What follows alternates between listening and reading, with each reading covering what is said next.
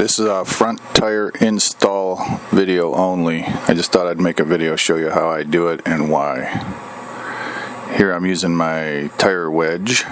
This thing is awesome. Helps you hold the wheel and all that in place. You kind of got to slide it in place and then raise it. That way you can clear the front fender on the tire. Looks like I got it all lined up. I'm going to slide the axle shaft through. Got a little bit extra guidance there. Pop it in there. We are all set. Now to grab the tool to line it up. I have a yellow paint on there because I safety wire the nut so that way I know where it'll end up when I tighten the nut on the other side. Just like that. So I know it'll end up in the right place. Now I can put the nut on there. And then we can tighten the nut. Right now all the pinch bolts are loose, everything's loose. We're just going to tighten that nut. Now when you tighten this nut pulls the entire axle against the spacers. And the spacers squish the bearings together. So now from my left finger there, all the way over to that fork, yeah, right there, that thing is totally one piece now, okay? So that axle's squeezing the bearings and everything to that lower fork tube. It's squeezing it all together. Now we can tighten these pinch bolts because all this is all set. I like using a torque wrench because I have an expensive one and it's, you know, steel going into the aluminum, and I take the wheel off a lot of times. It's only 15 pounds. You can over tighten that quite easily. You got to go from the one bolt to the other bolt,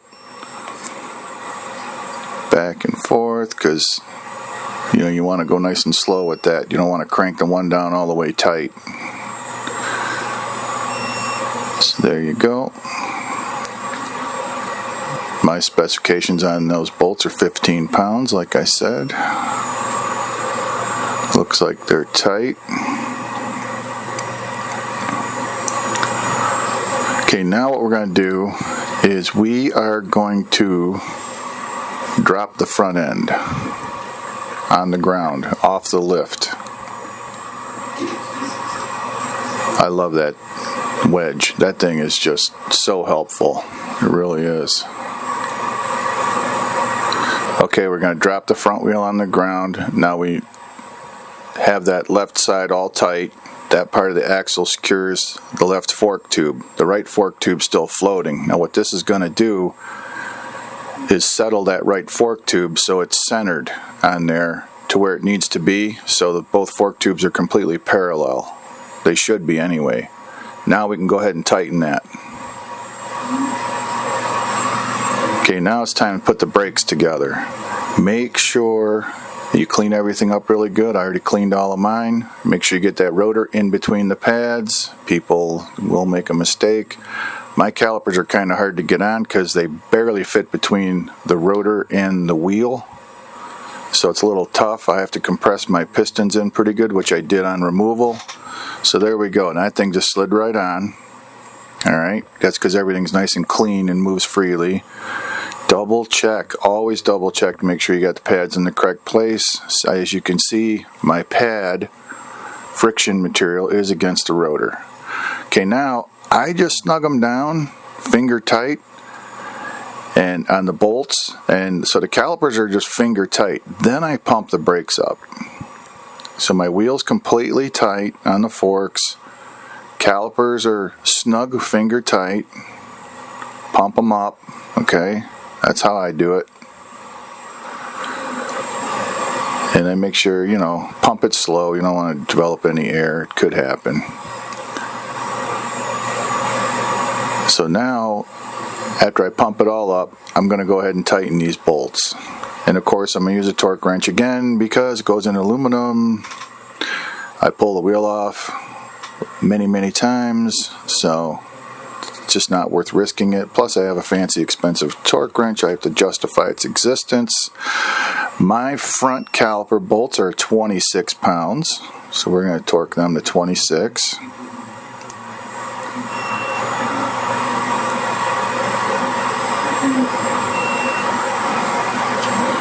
So now we got that torqued to 26 pounds. Next thing, we're going to put it back on the lift, make sure there's no drag. As you can see, mine look like they're working pretty good.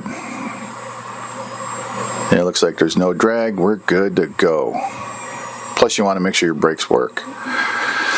Now me, I don't race anymore, but I like to safety wire all my stuff.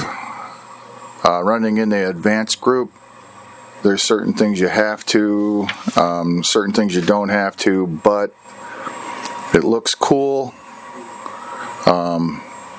Keeps tech happy. It keeps you safe, things like that. Now see how the bolt tightens? I'm on the top.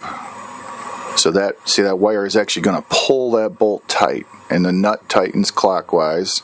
This is going to go at the bottom of the nut and actually help pull it tight. So there's really no way none of these can come loose. If anything loosens, they'll essentially retighten each other. And you don't need to crank this down a lot. It doesn't need to be super tight. Just get a nice little twist in there so it looks good and won't stretch. Now I'm going to run that through the hole I drilled in the nut. Drilling all this stuff is a lot of fun. So pull that tight. See, I measured it good. Going to get that nice and secured in there. You want to try to get that nice and tight. You don't want it all bouncing around. And here I go a little extra on there. You want to make sure these pieces that you cut off, see now they're both together because I went a little extra on there. The wire's real cheap. You want to really keep track of that. Now here what I do is I bend it in a U shape. See how that is? Then I push it towards the securing part, particularly that nut. So now look at that. I'm wearing that glove. You can't catch anything on it. You know, as tech's looking around, they're moving this and touching that. You might be adjusting your O-ring there or your zip tie. You don't want to snag anything. So now we're totally good. And definitely keep track of that stuff because you don't want any problems. And we will see you in tech.